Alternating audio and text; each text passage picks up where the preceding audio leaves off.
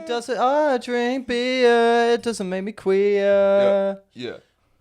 That's all I've remembered. Even though my mum. Oh yeah. I drink beer. It doesn't make me queer. Yeah. At least that's what my mum told me. That's what my mum But said. she always lied to me. Ever since me. she left her husband for a younger man. He's older than my brother, but younger than my sister. And now she's with another mister. That's a lot of information. It is, yeah.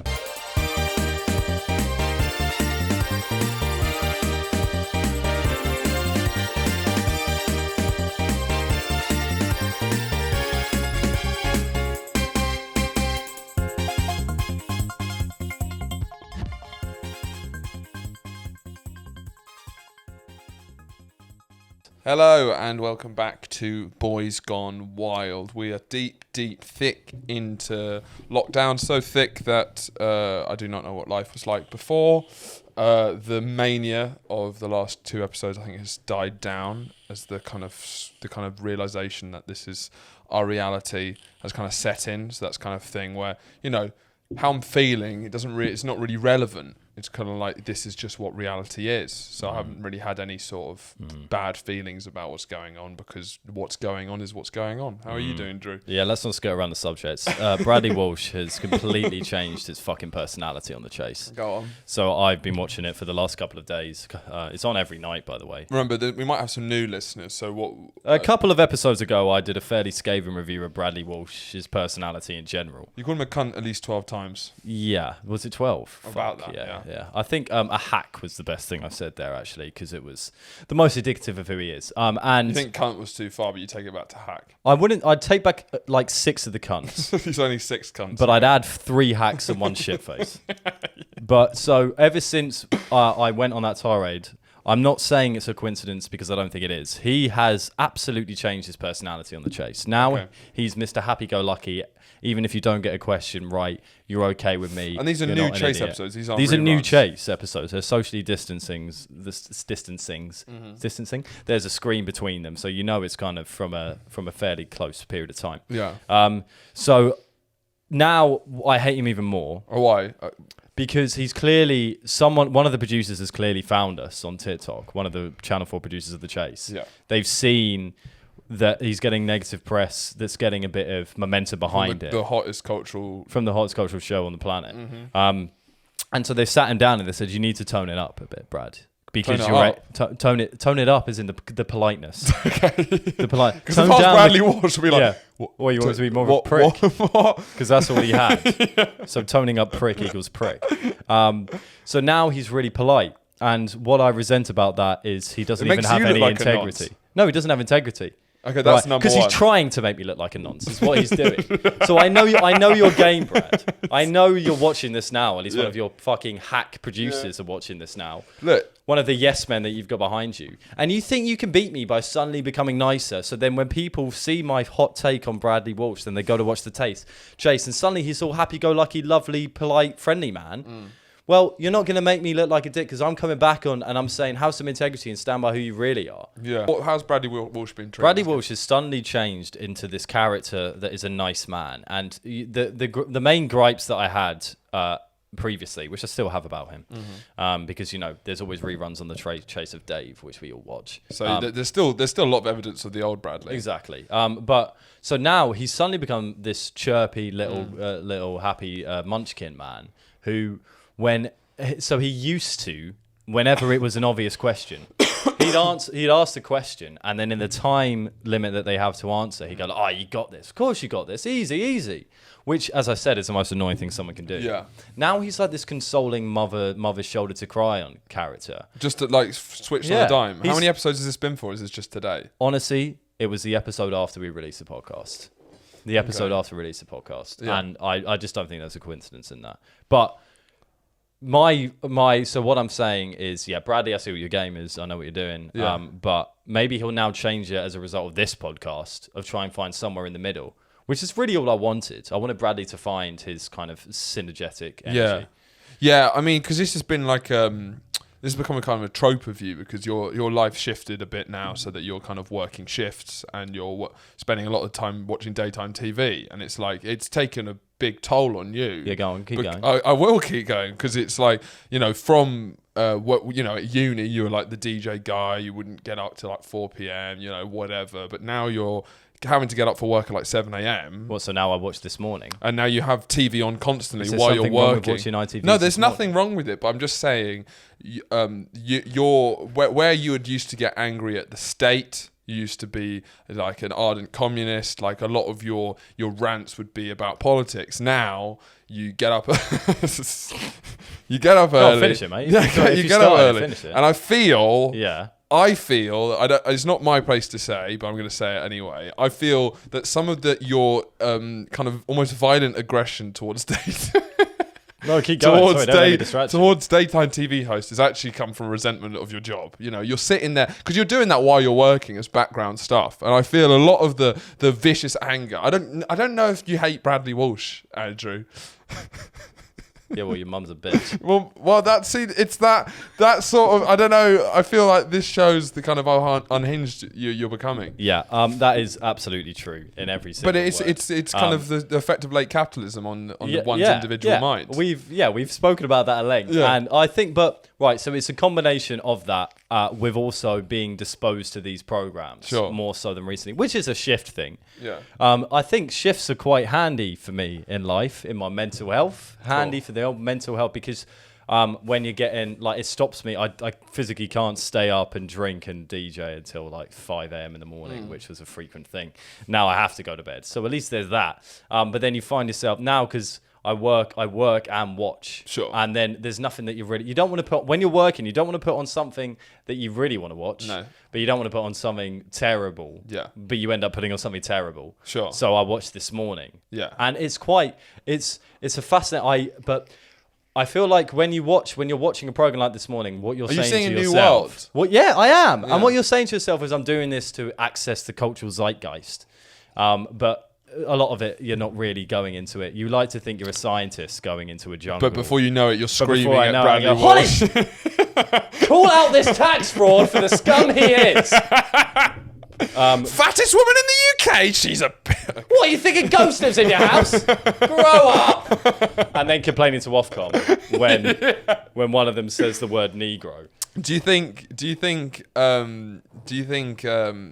Because before I think we both had conversations of like, who complains about anything on TV? Who the fuck? Do you think you have a better understanding of where complaints might come from? No, still no. Because what the fascinating thing about Ofcom complaints is that the vast majority of Ofcom complaints come to the most vanilla TV shows on the planet. So This Morning will probably get the most complaints because that's where you get all your people who would complain into one viewing structure. The thing I like the most about This Morning is before I had to get up in the morning, I wasn't familiar with morning TV. Or morning in general. Or the sun rising rather than setting. But so now I was always confused about it. And so I'd most of the clips you see go viral would be Piers Morgan and his first mate, Susanna Reid. His first mate. Woo! Yeah. On the ship that is This Morning. Yeah. So I just thought that had been put off air or something because I knew it was on ITV. But This Morning with Philip Schofield and Holly Willoughby is also on ITV. But that's for your 6 a.m. I think it starts at like 6 a.m. till 10. So that's a different breed. Maybe 6 till 9, yeah. So then that's the stuff I was expecting when I was kind of diving into morning TV shows. Sure. But then I was greeted with "There's a ghost in your house."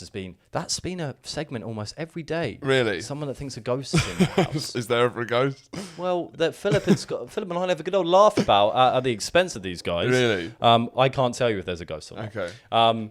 But so you get the morning TV is hilariously kind of put towards the different time frames of the morning, because between 6 and 9 you're getting your professionals getting up to go to work and they'll chuck it on just while they're having their coffee. Yeah. Whereas This Morning takes on This Morning takes on the 10 a.m. till 1 p.m. or 12 p.m. people. That's when you start getting into the real muck. That's when you start looking at cat surfboarding. And that's what I've been receiving. Yeah. But that's where your Ofcom complainers are at. Because they've got time and resentment. There's a lot of things haven't worked out. Yeah, exactly. Yeah. So now, but also I feel bad because if you're in a complainer, if you want the world to be a certain way, you probably retreated to this morning as your last defense. But so no wonder at the same time. No wonder you're complaining because everything else in culture has become obviously you cannot deal with reality at all. So the last defense you have to go for is the most vanilla thing. So why wouldn't you complain? If this morning was all I had, I would be complaining to Ofcom every day. Well, it's just someone to talk to. Do you know what I mean? It's a relationship. You know, if you're like old and single and lonely, you can kind of simulate the idea of having an argument in a relationship when you're like expecting things from. Yeah, no, exactly. But then the complaints. So I've now kind of watched it, and now I can get the. So when you see the Ofcom have received this many complaints, it's a classic news article. Yeah. So now I can actually put some context to it because I've been watching the show live. Yeah. And a big one recently was because there was complaints about they get a chef on every day who will cook something different. And there was complaints about because he did like a cheese toasty, but he did a kind of a professional cook chef spin on it. To add some different things to show you what you can do at home with an average kind of meal. Yeah. And they got thousands of complaints because they don't want to be looking at someone making a toasty. Can you do something a bit more interesting? I mean, that's more like a taste thing. That's not like exactly. But then I respect those ones more because I think as what opposed to being like black man on telly. Like it's much better being like we cook something more than a toasty. But what those complaints are really inwards because what they're worried about there is. They're insulted by this morning's producers thinking that the general demographic of the show is people who can't cook a cheese toasty. Yeah. So then instead of complaining at the chef, they're complaining at themselves. Yeah. I think that's my piece. No, I definitely agree. I've started. Well, something that I talked about when BB came on is that I feel there's like an infantilization with lockdown where we all kind of because the world's become so bleak, we've all out of defense mechanisms sort of retreated into like warm childhood nostalgia. So I've been watching anime, I've been, playing PlayStation games. It's like putting on your old school uniform. I've been putting on my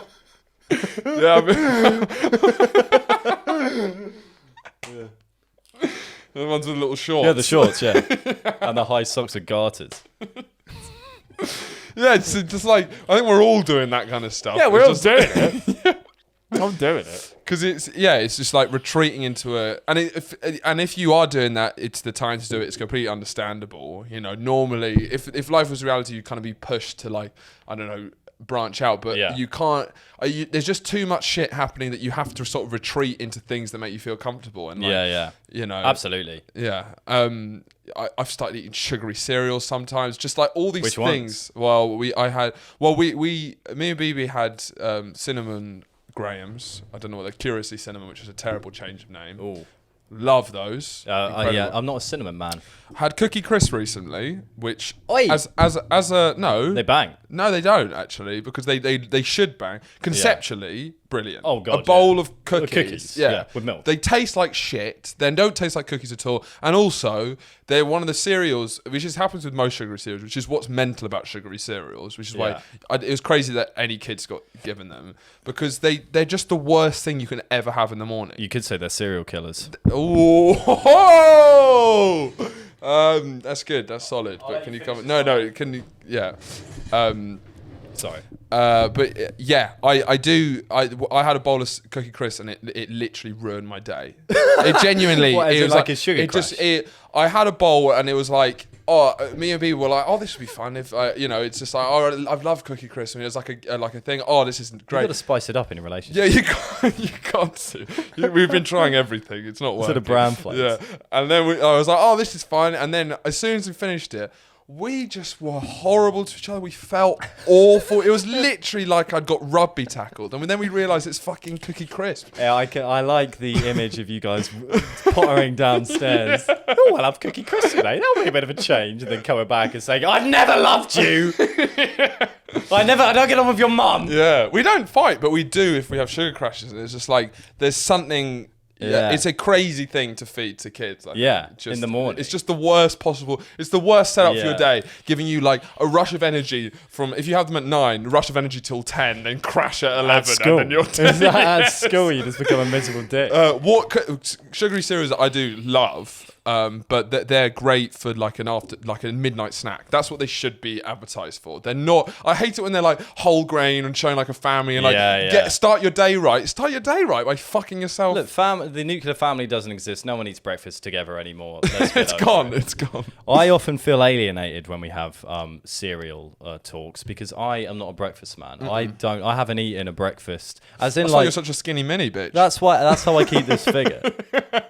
Download the app from my diet. You smoke cigs, you don't eat breakfast. Exactly. You're basically a supermodel. Is it? Well, there has to be like you're slicing carbs. There has to be one benefit for all the addictions I have, and that at least means I stay in relatively good shape. Yeah. The only time I did eat cereals is a midnight snack, and it was at uni. Yeah. When we lived in the same house. Mm-hmm. I'll tell a quick story. Actually. Okay. We haven't had story time. We haven't had story time for a long time. It's been just constant takes. Yeah. Just take after take. Look, everyone take your shoes off. Kick back. There's going to be no angle. We're not going to pull the wool out from your eyes. It's just going to be a sweet anecdote. Heartwarming soup of a story. So me and Horatio used to live in the same house all throughout uni, other than first year. But second year is the one I'm talking to. And second year was a house that Horatio insisted that we lived in that house with his friends from first year. Flat from first year. Instead of my flat. They were friends at the time. Yeah. Instead of my friends, who have turned out to be the people we're living with now. But Horatio was insistent. I feel there's something else happening in that story. But Horatio, at the moment, the moment, it sounds like I'd made a mistake. But I'm pretty sure something else. There was definitely another factor. But you go on. So they found a really nice house. Okay. They found a really nice house, and I was all like, "It's not about material possessions." It wasn't a success. I'll admit that, but I'm not sure it was as like cut and dry. So because Horatio could be very insistent, and sometimes just to shut him up, you have to go along with what he's saying. So I went in this house with these people who I've met quite a few times. They were nice. They were nice, but they hated me.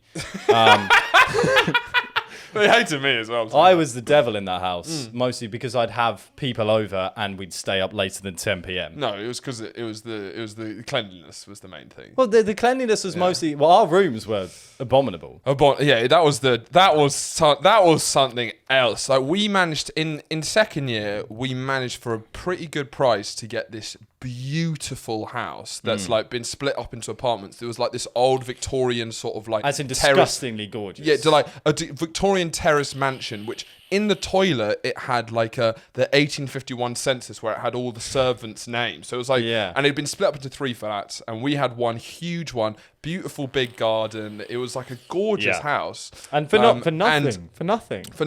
And then we were so unhygienic, and we were kids. It was literally. It looked like the mansion in Fight Club. Yes, yeah, that's what it kind of looked like. It's kind of like or like Mrs. Havisham's house. Yeah, and with the kind of schizophrenia that went along with that. Yeah. Anyway, sorry, that's a different story. Yeah. I didn't know them that well, and it was your flat from first year and me. Yeah. So I came into this house. They didn't know me that well. I got on with the downstairs boys, basically. Yeah. Thomas the Beer Engine, shout out, is one of the best human beings on the planet. Yeah, so just with Thomas the Beer Engine, it is an interesting thing. I actually came up with the nickname and it stuck. His name is Thomas, and then he used to drink beers. And I was like, I made a joke on the first day, Thomas the Beer Engine. Then everyone started calling him Beer Engine. Then Beer Engine got shortened to Benjin. And then Benjin got short to Benji. And then before I know it, I'd see, I didn't speak to him for like a year. Yeah. And I'd see his friends calling him Benji. And his name had managed to change from a normal name to another normal name through this ridiculous. Well, it's one of these perfect nicknames. It encapsulates him in everything. Yeah. He was a beer engine. Yeah. And any nickname that comes from that is absolutely applicable. Yeah. So I was in this flat where they didn't really know me that well. And the outsider. And it started off all right. But then, as I say, due to hygiene, loud music, late nights, and friends over, it kind of deteriorated pretty quickly. Hygiene's the main thing, but go on. Yep. I think it was the late nights. Okay, you can, But then, so it was essentially 75% of the people in the house disliked me. And I used to, this was in my, back in my smoking days of the old marijuana puff, Snoop Doggy Dogg kind of vibe. Yeah. So the only, the link here was cereal. The only time I'd have cereal would be... That's sort of what I implied when I said midnight snack, is it when you're high? Yeah. But look, because you imply things, so I come right out and say them. So I would have, in my looser days before I had to make money, I'd have very late night snacks, and it would always be cereal. But because I was on the bottom floor, basically the nearest person to the kitchen, I would always go in the kitchen naked. Oh yeah, as we discussed on the podcast, Andrew has extraordinary confidence, body confidence. There's body dysmorphia, which is Do you think my body confidence is a form of body dysmorphia? We're both fairly body confident. I'm not nowhere near as much, but like, I don't have any issues with it, but I don't get it out. Like I'm body confident where I don't have insecurities, but I'm not body confident where I'll just whack my balls out. Willy-nilly. I don't whack my balls out. But you just. But I won't shut. If I've just come down from the shower and I'm downstairs, and my room is downstairs, and if I'm getting changed, I'm not going to shut my door. Yeah. If you get a glimpse, you get a glimpse. We'll have a good If you think about the body dysmorphia that's both men and women are suffering from en masse with this generation, Andrew is a huge anomaly where it's gone so far the other way. So far. We were in it. It was 9 people actually in the house. I think around that. I couldn't tell you everyone. It was 9. Yeah. Because I actively avoided half of them for a lot of it. So they avoided us. Yeah. But so there was one night that I went into the kitchen to get my cereal, and I was pouring. I was holding a bowl of Cheerios out. I just sprinkled some sugar on. Start bothered naked, and I was just pouring. And I remember because I was really high, so I was pouring milk in it. And you know when you pour something and you like get a lot of pleasure from it. Well, yeah, you got to enjoy every aspect. Really high with it, and you let it kind of drop down from afar. Like I'm still hitting the bowl. I am a king, and I was doing that. And at my highest point, I just hear the door open. And it was the meekest lady in our flat. And we really didn't know each other. I mean, we were flat, we lived in the same house, but we had no knowledge of each other whatsoever. And I was at the highest point there. And with my cereal, I just looked behind, we caught eyes. And all I could say was, I'm really sorry. And she just went, I'll come back later. And that was it. And then I finished making my cereal and then went back in and went to bed. That is hilarious. I mean, that reminds me of the day we were moving out of that flat. So, like, tensions had got incredibly high. You know, they had some fair points, but in general, the thing was we weren't meant to live together. We just weren't the right people. And I became a bit of a scapegoat for that. Yeah. But also... I was the worst perpetrator. Yeah, the worst and you got worse and worse the more they disliked you, the more you... because I was like, forget it. Yeah, forget it. I was like, I've tried. Yeah.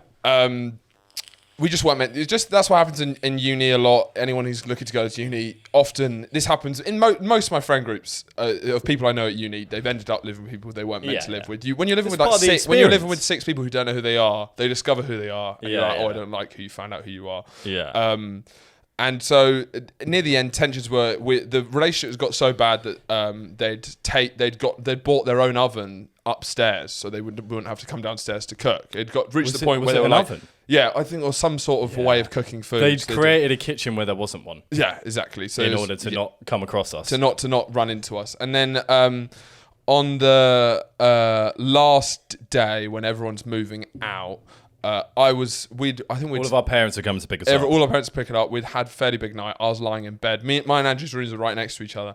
And Andrew, as he was like to do in the morning, was DJing with his headphones in. I think you're topless, you're smoking, and you're like properly going for it, blaring music in your headphones. And then I just hear one of our flatmates' mothers like, where is he? And like another flatmate say, he's there. And then her like going to bang on the door, and our other flatmate was trying to pretend that we weren't there, and she kept knocking and like kept saying like, I'm gonna sue you for her banging on my door. Yeah, I'm gonna sue you, and I'm lying in bed just hearing her screaming. Horatius panicking. Meanwhile, I go, and I'm lying in bed like, oh shit. And I had no idea that this was happening. And then she finally gave up to like move some stuff for her daughter. And then Andrew, just like after doing like an hour's set, was like, right, I need a smoke break. Took his headphones off, walked outside, was smoking a cigarette, and then I messaged him like, topless in my flip flops. yeah, and I was like, red alert. Because I hadn't seen my phone. Because I was like, I'll check when I have a smoke to see if I've got any messages. And there were like 20 from Rachel going, what the fuck is happening? What's going on? What are you going to do? What are you doing in there? And I messaged like, what? I think I just went, what? Question mark. And then you told me everything that happened. I was like, oh my God. You were stuck outside. I was stuck outside. You couldn't walk because I'd crossed the barrier. Because otherwise you'd have a mother trying to sue you. Yeah. So then I ran back into your room. I was like, is she gone? Is she gone? So I ran back into your room. We hid under the covers. It was just sad. It was like, it's a hilarious story. Yeah. I feel sad because I feel bad that I drove someone to tell their mother to try to sue you. It was that bad that they're going to sue me. I feel bad then, but because I drove them to that point. Yeah. But then also I look back on that time and I cannot think of anything that would drive them to that point. Yeah, but you wouldn't. Well, the problem is that you were both. I mean, I was bad as well, but you were both bad parties where she was too uptight. She was anal too far, and you were too unuptight. Yeah, and then that was just. Yeah, exactly. Well, I think about the different conversations we must have had with our mums about the house, because hers would have been a long list of all the things I've done wrong to the extent that the mum wants to sue me. Mum asked me how the flatmates were. I don't think they like me. But yeah, you got that right for sure. That's story time. That's story time. Jingle. Well done. No, I'm not making jingle. No jingle. But what I was saying about the kind of infantilization and watch stuff. I've started watching Sex and the City. Have you ever watched Sex and the City? I think I've seen one episode. So it was the one where the woman puts the sushi on her body. I vaguely remember that. Yeah. I'm like 8 episodes in. BB's like a mega fan of Sex and the City, and it is fascinating because it is like there's not really anything like it anymore, and it is a really interesting look into like. It's like I think it takes place from 1998 to 2004, so like just like the height of the kind of decadence of the 90s and the noughties, pre-financial crash. Yeah, and it's like with a mix of feminism, but a very specific brand of feminism, which is like the kind of it's still super sexual, it's super white, it's super middle class. It's like are they upper class? Maybe? Sort of, well, they're socialites. Yeah. And it's about these 4 women in their 30s who are single. Living in New York, having these very like metropolitan lives, and like talking about all the minutiae, because it was something that was very like popular at the time, which is that kind of Nora Ephron, Woody Allen type thing of like this is what relationships are like, which you don't see anymore. Yeah. Which is like someone having a monologue saying men are like this, women are like this. This is what you do to get a man, and like the appeal is them telling harsh truths about the nature. There's no harsh truths anymore. Yeah. No one has any harsh truths. No one wants to take any risks by No one wants to, because like the appeal of like When Harry Met Sally, Sex and the City, Annie Hall, stuff like that, is that someone's just openly saying, here's what the rules are, whether you like it or not, this is what's going on. Be it good or bad. It's both funny and advice driven at the same it's time. like, be it good or bad, this is what is the case. Yeah. And no one's dealing with what is the case anymore. They're only dealing with what ought to be the case. Do you know what I mean? Yeah, okay. Or the kind of fallout we've had from the decline of the case. Because there's been a big decline in the case. And though there are problematic bits, it is quite really interesting to watch just for like just seeing where we were. And something that really stuck out is one, just how ridiculously lavish and like unapologetically hedonistic it all is. Yeah. But something that's I've definitely noticed this big shift in kind of, because London is sort of similar to New York in they kind of bounce off each other. And I'm sure London was pretty similar to where New York was at this point, is that the eligible bachelor in Sex and the City, all the men in that show are disgusting. Like, it's always like, even Big. Oh, look at this. Big's He's the only one I know. Yeah, Big's are hot, but Big's got a bit of charm for sure. Yeah. But in general, it'll be like these kind of really attractive women, intelligent, smart, and they'll be like, oh, look at that guy. And it'll be like a balding guy in a horrible suit and like going, hey, ladies. And like, oh, he's all right. And it's like, oh my God. And also the fact that the eligible bachelor is always like a city guy, and it was like it's a really weird thing where it's a farmer boy holding beets. What? Holding beets, as in beetroots. What? It's never a farm. You said it's always a city boy. I thought you said big farmer. I'm saying, do you want... No, Sorry, no. I thought you said big farmer. Not a guy holding a syringe. No, but it was interesting that because this was a change that I think it's been definitely for the better. But it's really interesting how it'll be like, hey, he works on Wall Street, and like that's like a sexy thing. He's making like 500k for JP Morgan because it feeds into the idea that women are after money, which is now. It feeds into that, but also it was before bankers were like cunts. The death. Yeah. And it was like they could be cool. And there's been a huge. It's basically since 2008. Basically, the Carrie Bradshaw is like a columnist. She's a writer. Yeah. And they're all in like semi-creative. One's an art curator, one's in PR. But it completely blends with finance in the city. And what's happened since 2008, I've realised, is there's been like basically bankers aren't allowed to mix with culture in the same way. So like Soho House is one of these exclusive clubs in London. Yeah, it was set up basically so there was a club where bankers weren't there, so you have to be doing a vaguely media creative job. And like that basically shows the shift that's happened from when it would be like he's a cool guy. How long has the series gone on for? I think it was only till 2005, 2006 or something. So it didn't. So it kind of crashed. It was perfectly in the time. Yeah, it was. Because you'd think maybe if it was a couple of series in, when it got to 2008, it would have been taken off the air, and it wouldn't be the culture phenomenon we'd know today. Yeah, it's true. It is true. But then they did the films afterwards, and they took like different routes. But Sex of the City, the thing all of the actors in it, they all look like different actors. One of them's Anne Hathaway. Okay. One of them. Yeah, that's sort of fair. One of them is Julianne Moore. Okay. All right. Yeah. The other one's Gillian Anderson. Okay. I mean, these are all right. These are and fine. the other one's Sarah Jessica Parker. Okay. Well, yeah. That's sort of all right. I guess so. Yes. But with those four, what I find interesting is there's can we focus on my point for a minute? I think we haven't dived enough. I get you're talking about the 2008 financial crisis and the decline. Let's dive into it. Let's do a deep dive. So why do they all look like those people? What's happening there? What does it mean? Who is doing and who's pulling the strings? Actually, we'll leave that for questions for you guys to think about while we continue this discussion. But what I've picked up is there's the four of them who are like kind of meant to be. They're all kind of archetype. They're all meant to represent different parts of the same woman in some ways, but they're all three-dimensional characters, and they all have their own foibles and flaws. Apart from Samantha, I think, who's the blonde one. The blonde one. And wait. The blonde one. The blonde one, not Sarah Jessica Parker. The sexual one. Okay, Gillian Anderson, my weakest Gillian shout. Anderson one, yeah. My weakest shout. And so they all have like complex characters who have like lots of contradicting things. But then Samantha's role in this foursome is just she has a serious problem that no one's talking about. Like I'm all for sex positivism, but she's like older than the rest of them. She's like 38, and she's like.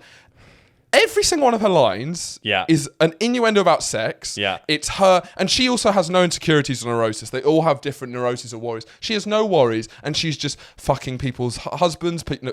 She's fucking waiters. She'll run into she'll see a door guy and her storylines are just her fucking everyone. Sex addiction is an addiction. But it's like her characters, like it's just ridiculous. Where she has no other traits apart from, and it's always her talking about like that waiter from last night. Yeah, we fucked for like 3 days, and she's like got no qualms about it. It's like you're 38, babes. Like just constantly. So did you not think she owns it in a No, she does. She third wave feminism. No, she completely owns it. But I'm just saying that she's second. Second, I think. Yeah. She completely owns it, but it's just how the lack of dimensions to her character, where she's just this kind of like, and how her friends kind of like never talk about her serious problem. Yeah. Like she hasn't had like a healthy relationship for the whole time. She's like older than the rest of them, and she's just like fucking like 20. She's fucking like 20-year-old guys. She's always fucking the younger fellas, isn't she? Yeah. But like random people she'll run into. I guess she's the cougar character. In it, does she not have? I don't know. I haven't seen the rest of it, so maybe there's. How much have you watched? I'm only 8 episodes in, so maybe it comes with the arc. But at the moment, you're 8 episodes in. Are you fucking kidding me? Why?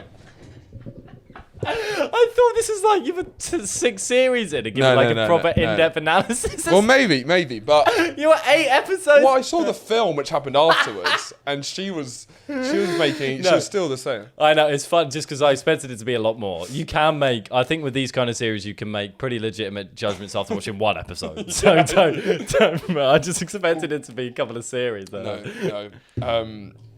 But it is. I think it is worth a watch. It is to see like nothing like that could ever be made now. Yeah. For some reasons good and some reasons bad. But is it because there's been a move away from any kind? Well, actually, there's been a move away from home truths. No one likes home truths. Yeah. Well, everyone I think hates a home truth. Everyone, gender. We've moved away from gender home truths. I feel like people like economic home truths. Okay. Because like you're looking at things of like Breaking Bad.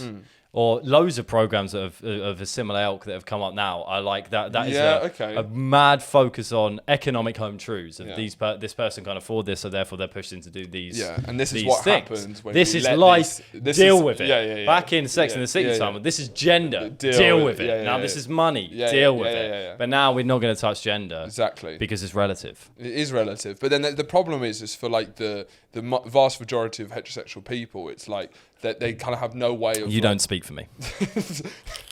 They don't have no way of like discussing any of the dynamics, the confusing dynamics that happen. Yeah. Because by even talking about them, implying that it's like the only thing that should happen. That's what I find. I feel like writers are scared about the power they have. Yeah, but it's also like I feel it should be all right for like heterosexual writers to write about the dynamics in heterosexual relationships honestly, and it not to be like, oh, so you think we should kill all gay people then? It's like there's always that like, it's like, oh, okay, I see how it is, and like all these, and I just don't like the way it's sometimes like to write anything like that. You have to like sort of water down the truth. So that, and you're not expressing what you actually feel. To play the devil's advocate here, because I do agree. So would it be that these heterosexual stories aren't worth being told at the moment because they've been so overdone? Yeah, they've been super overdone, to be fair. Whereas the kind of more minority view in sexuality, these identities haven't been done at all. Yeah, but I think it's just honesty is the key thing. So if you're talking about homosexual dynamics, it's like honesty, and it's also like certain jobs of like comedians or like erudite writers or commentators. Here we go. This is a good example. Is like I'm going to bring it back to David Hume. I'm just warning you now. It's getting exhausting. I don't want any fucking backlash. It's getting exhausting. I'm going to bring it back to David Hume. But he said, and I don't think he wasn't. David Hume, I don't think was writing about Sex and the City, but it is sort of the shift away from things like Sex and the City when Harry Met Sally, Annie Hall is from Hume's is-ought distinction, which is the linguistic distinction of like language, of being like, there's like a problem where people can't distinguish between statements that are which is like talking about what the world is, and statements that ought, or what the world ought to be. Do you know what I mean? So like when I see things like Sex and the City and stuff, it's like I don't see a lot of what she says as like being anything like what the world ought to be. This is what women should be. This is what women should be like. It's just dealing with reality, and I think that's the wrong. Like how can you have good writing in that kind of sense without an honesty? It's true. This is where it comes from. I'm not doing a manifesto. I'm doing a TV program. And you need people to be thinking about ought, and like politicians should be dealing with in the ought. This is like what the world ought to be Absolutely. Like. But if you're a comedian, especially, and this is my issue with a lot of certain comedians who are very moral, is they're dealing in a reality that doesn't exist because they're so focused on how the world should be, and whether that's right or wrong. Which is the hang up. Yeah, and it's like a lot of the time when you disagree with some of these comedians, it's like a lot of the points you're raising are really interesting, but it's not the truth. It's not funny. It's not funny, and it's also not what the world's like. And I feel like because I feel with when we get our mass focus on identity as we have, is that writers who would be otherwise maybe really good writers or really good comics or whatever, is they're focusing so much about what they think they need to be doing. They're changing what they're writing about in terms of if they're not being honest with themselves about their experience. They're doing it because they think this is what people want to hear. Or what they think, I don't want to talk about what I see because I'm scared it will imply that's what I think. Both of those things. Be. Yeah. Exactly. 100%. I couldn't agree more. And it's just, for me, I always believe, and maybe this is quite limited, but I do think the role of the comedian in like a societal sense should be dealing with what there is. Did you watch that Every Frame a Painting video 2 years ago? Which one? The comedian is a provocateur. Is he But it's a legit one. Every Frame Painted did something as the comedian a provocateur. And he hasn't done a video for 8 years. When I say 2, it could be 12. Okay. So it aged really badly, but he did one on Louis C.K. That's Nerdwriter. Nerdwriter, same. They're all the same. Yeah. But that I mean, it's hilarious how that's aged now. Yeah. Because it's almost a similar argument to separate the art from the artist. Sure. But at the same time, the art is only the artist. Do you know what I mean? Yeah. So obviously it's aged badly with that, just because Louis likes to wank in front of people. Yeah. You know, we all like to wank in front of people. We love it. But with consent. But and that's all he was missing. Just that one. Just that consent. Just that one. All he needed to do was it right. buy him a drink. Yeah. And then actually form a bond. There's nothing wrong with wanking, Louis. There's nothing wrong with wanking in front of people. It's just that little spice of consent. Exactly. Because that's a little bit of seasoning you need to put in. If there was, I would not be able to be sitting here right now. Okay? It's not.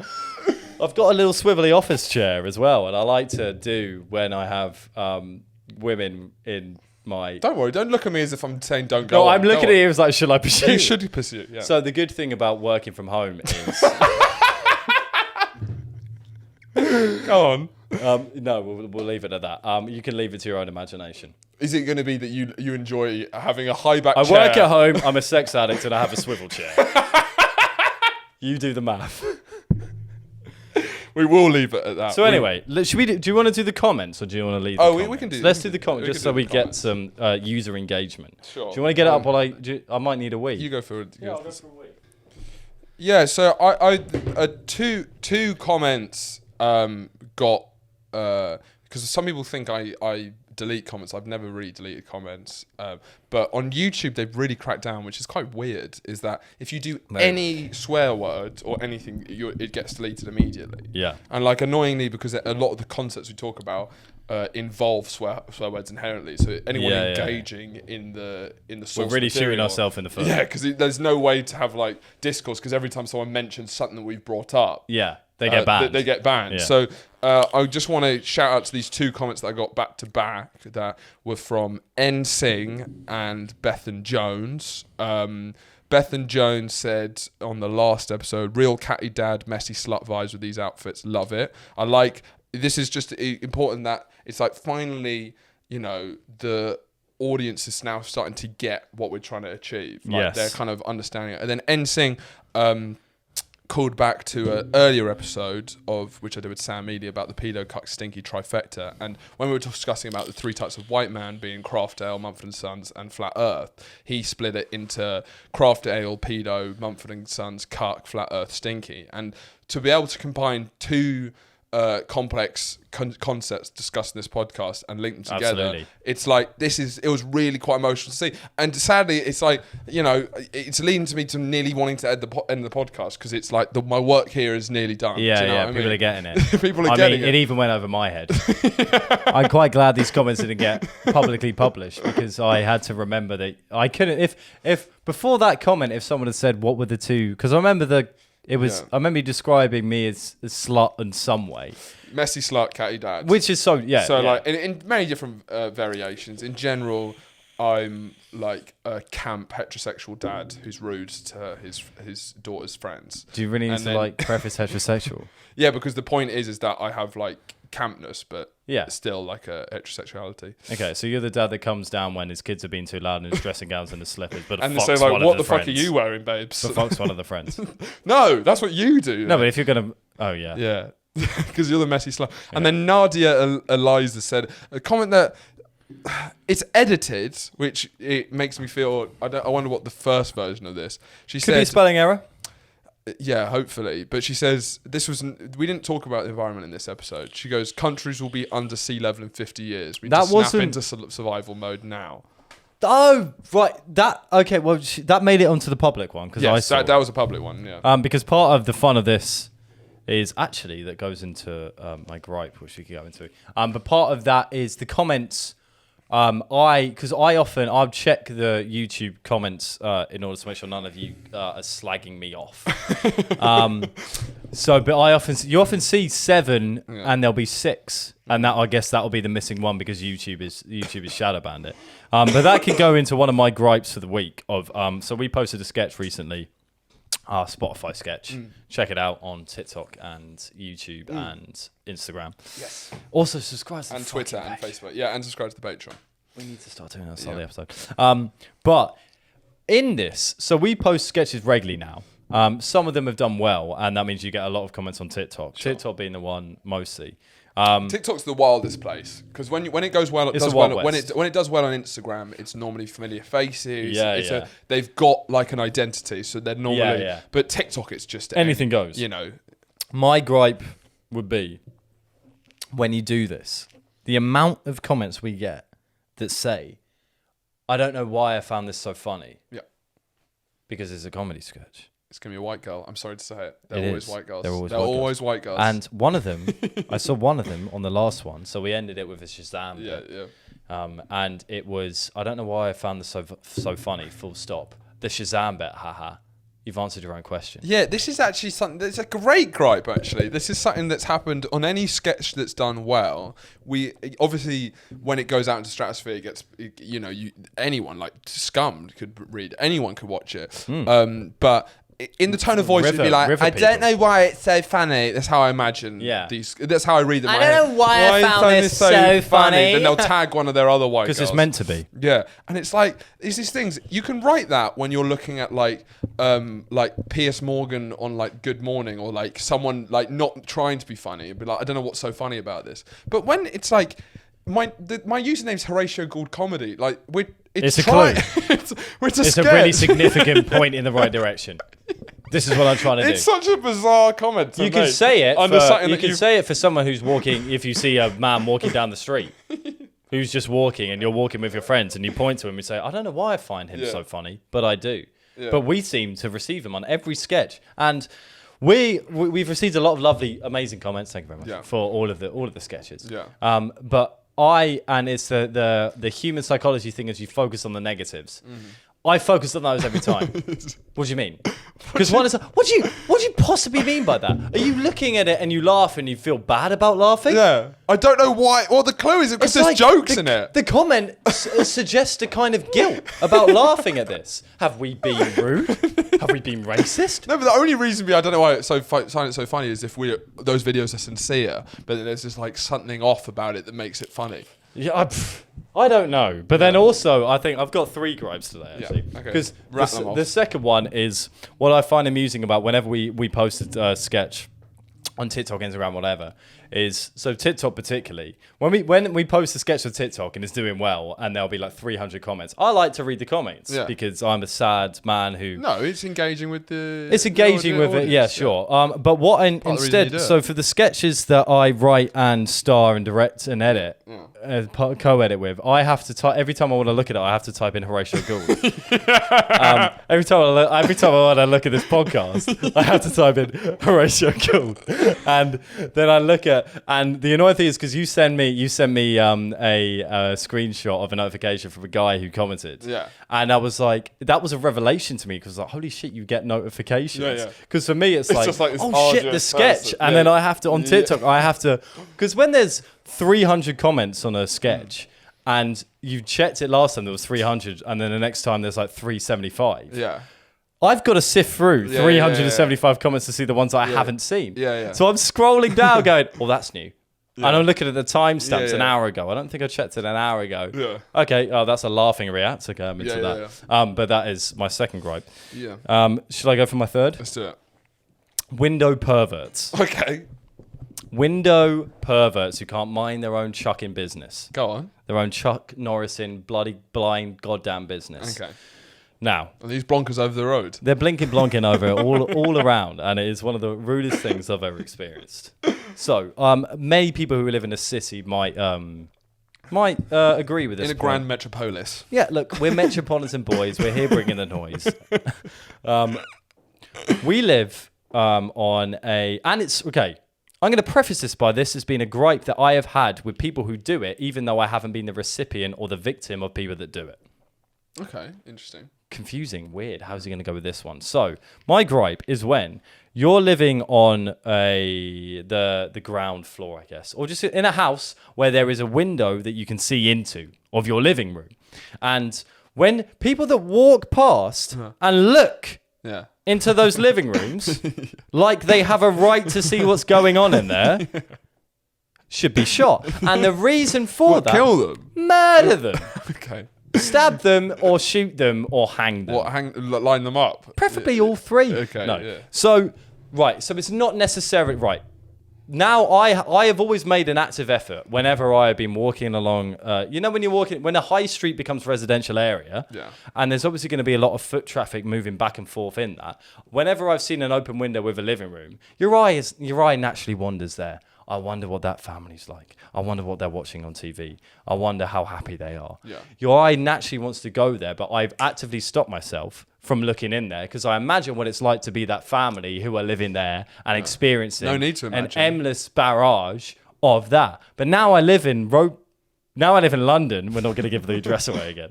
Now I live in London, and we are recipients of that. I'm now the victim of it.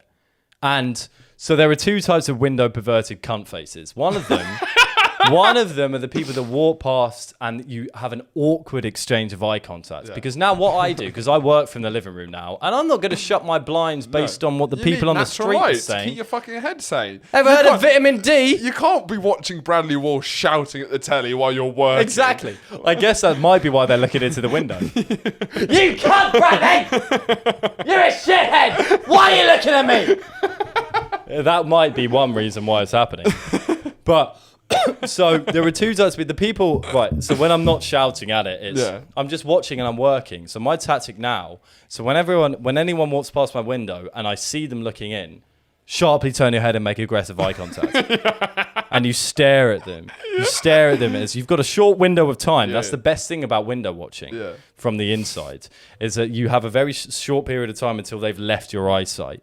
So you get two type of people: the person who you've lost eye contact with, and they awkwardly avert their eyes because they've realised they've done an aggressive transgression that should be punishable by death. Yeah. Or you get the people who maintain eye contact until they're out of the sight of the window. That's mental. Serial killers. Okay. Those people should burn in hell. Okay. And it's because it is the audacity. I get it. Your life might not be going that well. Sure. Stop trying to steal mine. Okay. So they're trying to see a portal into another world. What's interesting to link to this, which is an extreme example that I'd be interested to know your thoughts, is in this area they've got these kind of Victorian bay windows which are kind of prime for creeping in because they're like windows that like jut out onto the street. It's like three windows in one. There's three windows and it's like it's at perfect eye level. It's just very invasive, and also you're sitting at the same level as the street, so it's really it's not higher, it's not lower.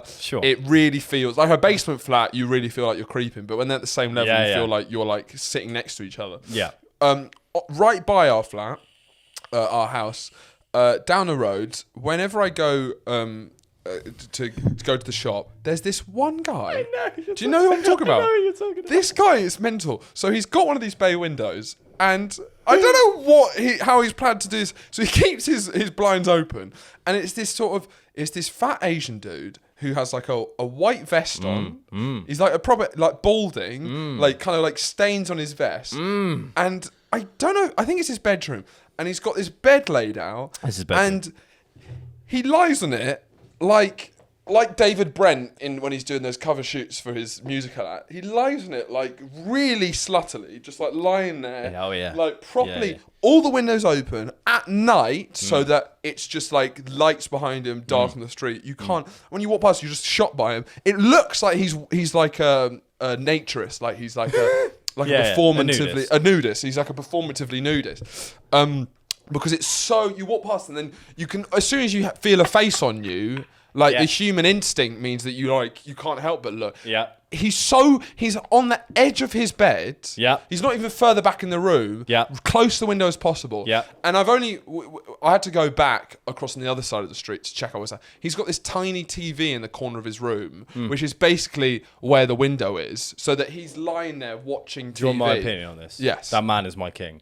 And the reason that man is doing the courage as all of us window pervert deniers and haters are trying to do. Yeah. What he's saying with that, this is my house.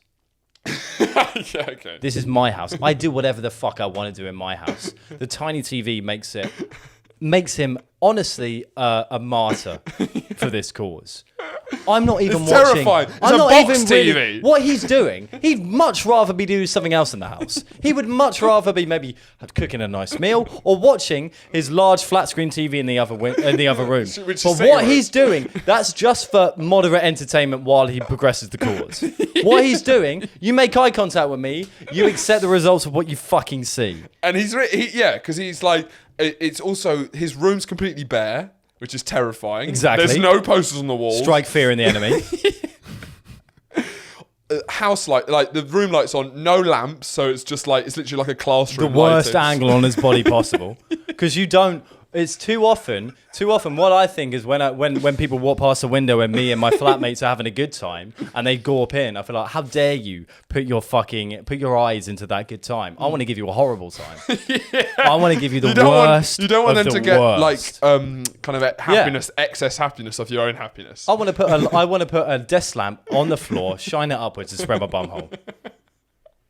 That's what I want to happen every time. But I don't have the courage that man has. Because you're not. That man He's is a older national than you, fucking He's hero. older than you. He's probably Because like you. that's how I'm going to be when I'm more fed up with this shit. Well, how's he going to be when he's even older? He's going to be spreading, because the bumhole desk lamp idea. So just turn one desk lamp directly so it's a spotlight on your gaping arsehole. The thing is, Everything else is dark. and the lights are up as well. Yeah.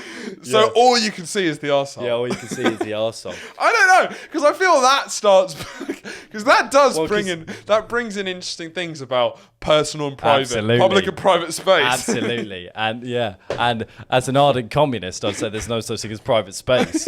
Therefore, I am committing a hate crime. But I think this is the most capitalist thing about me. Well, don't look at my fucking house or I'll show you my bumhole. But honestly, no, that is to round up that gripe. I honestly feel like he's doing God's work, and I believe there's two things that are happening here. Yeah. One, he's familiar with the cause and he's doing it, and he is our potential leader in the future. Sure. The second is he just doesn't give a fuck, He just doesn't care. and either one of those, Yeah, best guy ever. it's true. To round off the show. Oh shit! What's the time? 5 minutes past an hour. Okay, cool. Do you want to talk about our experience with doing our first sponsored ad? Yeah, let's do that. I have for a long time judged comedians. Like, it's a kind of a classic trope is that you see like a raw, funny creator on the internet, and he's just doing things that make it seem like he doesn't need it or anything, and just like doing funny videos, you engage with it, and before you know it, he's selling you toothpaste, and you're like, I feel cheated. And I kind of always felt like I'd never do that. But being extremely broke, when Amazon came a knocking, we're talking about ethical companies. I pretend at least for a bit I was like, we're not going to do this, are we? But then we don't need this. There were a few days. We had like 4 or 5 days. So just to fit it, that Amazon offered us to, as they've done with many comedians, like who've got a fairly good bit of traction. Can you do a sketch that has something to do with something on Amazon Prime, and all you have to do is tag Amazon Prime and say ad on it. Yeah, hashtag ad. Yeah. But so we had I think for maybe 3 days we had. And we're like, let's ask for a lot of money. 10 conversations that went, we were like, there's a price. There's always a price. Let's rinse Amazon are rich, and then I had like an asking price that I was going to ask for, and then like he offered like half of that. Yeah. And we said we'd never do it, but as soon as he'd offered half of it, we got him up a bit. we were like, but from what we started with. Well, we started with When £1 we did- million. And we did it, and it's only on TikTok. And the sketch was basically the brief was for the ad was to do a sketch semi-related to something on Prime Video on demand. I'll preface that with anything on Prime Video. There is a lot On of demand, things not on buy Prime. to rent Not on either. demand, yeah, but there's still a shitload of second to Netflix. For, So that was kind of cool because they're like, it's an open brief. You don't have to pretend, you can do a sketch or something. So then we like looked through our sketch ideas, and we had this mafia sketch you can watch on Instagram and TikTok. We put it on Instagram without an ad, and it doesn't really work with the ads because it's not. We basically had the sketch about mafia, and we're like, right, we got a sketch about mafioso. Is there any mafia film on Prime Video? And the only one we could find was Once Upon a Time in America, which is a 3-hour, 45-minute, surgically only American masterpiece. I haven't seen it, as I don't think anyone's seen it. I know it's one of the best films of all time, but no, 3 hours 45, go fuck yourself, Sergi. I'm not watching that shit. And it was vaguely about mafia, and our sketch was very much about like Guido Italians. It's a very specific 90s mafia, New Jersey, Sopranos, Goodfellas, when the kind of the values of the Godfather have kind of collapsed, and it's like that's the kind of era we're in. This was before even that. This is Prohibition mafia, who are a completely different thing. So the whole premise of the sketch was us going like, oh yeah, you fucking yeah, Tony, you fucking, and like they're not like that at all. They wear flat caps. They're humble. No, because I haven't even seen the fucking trailer. No, of course. No, because back in that era, have you seen Godfather 2? Yeah. You know when he arrives in... that kind of vibe. Okay. They're not at all. They're not like, hey, fuck it. Paulie, They're like, fucking... for my family, I will do anything. It's like a much more... So instead of loads of slaps, this is sincere, long one. Yeah. And long hold. I told him the pitch of the sketch, and he said that's fine. But what was clear is neither of us had seen the film. Absolutely. Yeah. None of us. None of us had seen the film. Nor anyone that probably watched it. Yeah. The fun thing about because we sat up, we dedicated a bit of time to work out what we're going to do for this Amazon sketch. Yeah. So I came upstairs to Horatio's room and we sat, and we probably spent an hour and a half while I was still working. Yeah. And we just went through different Amazon Prime videos and tried to work out how we could impose ourselves into this. And we went through about 20 different Amazon Prime videos, 50, a million, loads of different Amazon, and anything that was available on there, thinking, what can we do with anything? Yeah. And beforehand, just before we'd even started that, Horatio went, I've got a good idea about a mafia sketch where we get it's about completely irrelevant. And then it went from that to, at the end of it, should we just do the mafia one? It's tagged Once Upon a Time in Hollywood. But my favorite thing about the sketch is that is the least successful thing we have done since we've moved to London. Yeah. And it is the only sketch we've been paid for money. Well, it's the least successful on TikTok. It did pretty well on Instagram. But on TikTok, no. But Instagram's different. Because Instagram was nice because we could release the sketch in its organity. Yes. In its whatever. Authenticity. Yeah, something along those lines. But... So we got good views on Instagram, but we didn't have to put the hashtag ad. And that is literally the only thing we posted for a very long time that has got such minimal views. And that's the only thing we've been paid for. Yeah. And what's funny is like, I was having an area about Amazon. I disagree with a lot of things Amazon does, but I order from them and I have no moral. I only have like a cerebral difference to Amazon. I don't have any practical. I've never ever even. It's like vegetarianism. Like, I agree with that. I've never even considered. Never even considered boycotting or anything. Crikey, we got to the stage in life where veganism is synonymous with not delivering from Amazon. Yeah, well, to some people it is. A couple of the ideas. The dream ideas, what we wanted was that we were like Jeff Bezos' sex slaves. Yeah. And it was like his bald, shiny head, and we're like in a dungeon, and we're like wrapped in leather. And he'd shout, "Do me a sketch about this latest film." Yeah. And we'd come up with something. At Prime Video UK. But what's fascinating, see Jeff Bezos' bald head slightly creepy to the shot, and then get out. I'm not saying that it's a coincidence. I'm not either. We're not saying it's a coincidence. Neither am I. Nor is anyone. Because when we posted our first ever ad for a big company, when we Amazon, associated ourselves with Amazon, we've never done anything. How long was that sketch? It was 30 seconds, 28 seconds. When Boys Gone Wild associated themselves with Amazon for 30 seconds. No more, no less. Yeah. We did it literally the first time we ever done it. I've seen friends do it for years. Creators do it for years. This is the first jump we ever made. It's quite a big deal for like, realizing that I need money and I'm going to have to sell my soul a little bit. Put it out. A week later, Jeff Bezos resigns from Amazon. Which is huge news in a tech, because you rarely get these kind of behemoths of like tech to resign. That's quite a big thing. Elon Musk hasn't resigned. I don't think Bill Gates is sort of semi still. Steve Jobs was pretty much going to he died. If you get us doing some Jeff sponsored Bezos, content for Microsoft or Tesla, maybe we'll bring him down. Well, I'm just saying, it's like there was no indication that Bezos was going to leave Amazon. It was quite a strange move. We have managed to both sell out and stick to our core values of bringing out the big behemoths of industry. You can't deny that we literally work with Amazon for the first time ever, and for less than 30 seconds. For less than 30 seconds, and a week later, Bezos is like, "I'm not. This company's gone to shit." Now, I mean, is that to do with the poor quality of the content? Maybe. Is that to do with him not being able to associate himself with such a radical podcast as Boys Gone Wild? Probably. Most likely. Most likely. Yeah. But what we're doing, if you see us do any more ads in the future, is we are, although we're both simultaneously sustaining our own lifestyles, whilst also bringing down the things that are funding us. Yeah. So if you guys, if anyone has any money at all, and wants us to sponsor anything, we've realised that our price is embarrassingly low. Embarrassingly low. As in, I mean, conceptually, I never thought I'd be asked to do any sort of sponsored ad ever, but and I always imagined if I was, that it'd be a high price. I've been really shocked at how little money. I think it's just more that the idea that someone wanted us to make anything. I would have done it for free. Do you know what? Because we could have a discussion about this, because part about the good thing, right? So with that Amazon Prime, right? Let's get down to brass tacks. Right. And just putting a serious voice. Right.